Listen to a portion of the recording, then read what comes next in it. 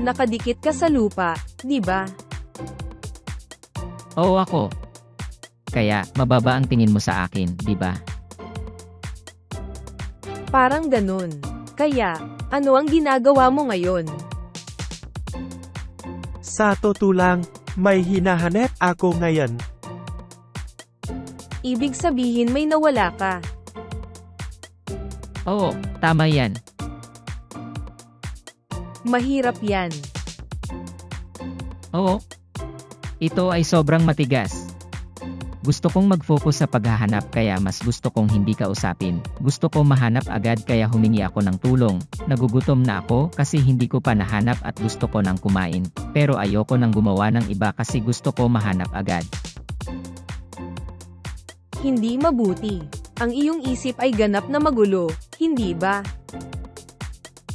Mangyaring huwag magsabi ng isang bagay na hindi siya kapag nahihirapan ako. Pasensya ka na. Ngunit salamat doon, ngayon naiintindihan ko kung gaano ito kahirap para sa iyo. Buti naman, pero actually, mga 5 oras na akong naghahanap simula kaninang umaga. Ano? Para sa 5 oras. Oo, tama yan. Gusto ko nang umiyak. Naiintindihan ko. Siguradong pagod ka sa paghahanap ng 5 oras, di ba? Oo. Pagod na talaga ako. Baka sumigaw ka na lang at umiyak ng malakas.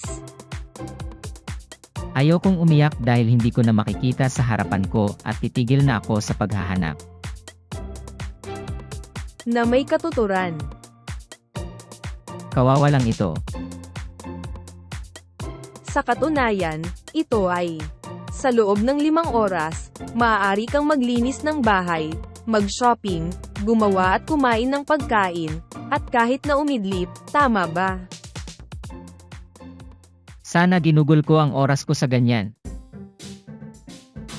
Bueno, dahil nandito ako, paano ang pag-inom ng tsaa? Salamat. Ngunit ipagpapatuloy ko ang paghahanap. Okay, pero ang dahilan kung bakit ka naghahanap ng 5 oras ay dahil gusto mong mahanap agad ang nawawalang item na iyon, di ba? Oo. Ito ay isang bagay na kailangan kong mahanap ng mabilis. Nakita ko.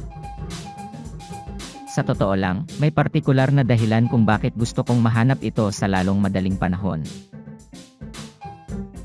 May dahilan kung bakit mo gustong mahanap ito ng mabilis. Oo. Ano ang dahilan? Gusto mong malaman ang dahilan. Oo, curious ako. Ilang araw ang nakalipas, nangako ako kay Tony. Isang pangako. Pumayag akong bigyan si Tony ng card na ipinagmamalaki ko noong bata pa ako. At, Ngunit, hindi ko pa nahahanap ang card na yon. bakit hindi mo hilingin kay Tony na maghintay hanggang sa mahanap mo ang card? Hindi ko kaya yon. Bakit hindi? Kung hindi ko ito mahanap at ibigay kay Tony ngayon, hindi ko makukuha ang dapat kong matanggap kay Tony. Nakita ko. Kaya, gumawa ka ng kasunduan sa barter kay Tony. Oo. At ako ang nag-propose ng palitan. So, ayaw talaga ni Tony sa card ko. Pero gusto ko talaga ang dapat kong matanggap kay Tony. Nakita ko. Masyado akong naging curious kung anong uri ng card iyon. Anong uri ng card ito? Ito ay isang premium na card ng isang karakter mula sa isang animation na tinatawag na Pokemon. Ano? Nasa iyo ang totoong card. Inggit na inggit ako. Dahil hindi ko pa nakita ang totoong bagay. Nag-alinlangan pa ako sa pag-iral nito sa mundong ito. Noon pa man ay gusto kong ipakita ito sa isang tao, Ngunit natatakot ako na baka nakawin ito ng ilang masasamang tao, kaya nanahimik ako tungkol dito. Naiintindihan ko. Well, nakapagtimpla na ako ng kape, kaya't kumain ka na. Let's have a leisurely chat. Oh. Salamat. Ngunit tiyak, mapanganib kung malalaman ng mga tao na mayroon kang napakagandang card. WL. Kung ipopost mo ito sa SNS, tiyak na sasaliksik nila ang iyong bahay at darating para nakawin ito. Hindi pwede. Hindi pwede. Delikado yan. At kung ipapakita mo ito sa isang frame, magnanakaw din sila ng frame. At pagkatapos ay ibebenta ito sa isang black market auction. Delikado yan. Hindi pwede. Hindi pwede. Kung naglalakad ka habang hawak ang card na iyon, baka putulin pa nila ang braso mo para makuha ito. So, baka kunin din nila ang relo sa pulso ko. Delikado yan. Hindi pwede. Hindi pwede. Kung ilalagay mo ito sa iyong bibig na parang gum, ang iyong ulo ay ninakaw.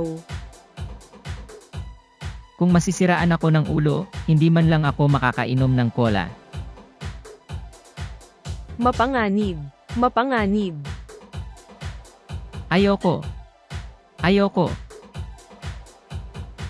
Kung yakapin mo ito ng mahigpit sa iyong dibdib, maaari pa nilang putulin ang iyong dalawang binti, at habang nabigla ka pa, alisin ang card. Ano ang gagawin mo noon?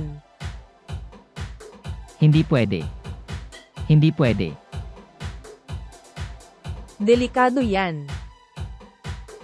Kung nawala ang parehong card at ang iyong mga binti, hindi mo matutupad ang iyong pangako kay Tony at iyon ay malungkot.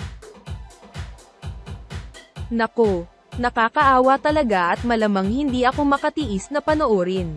Mag-isip tayo mula sa simula upang malutas ang problemang ito. Magandang ideya yan. Gawin natin. Gawin natin. Gawin natin. Saan tayo magsisimula? Ako ay tunay na tanga. Maaari mo ba akong tulungang pag-isipang muli kung paano hanapin ang card?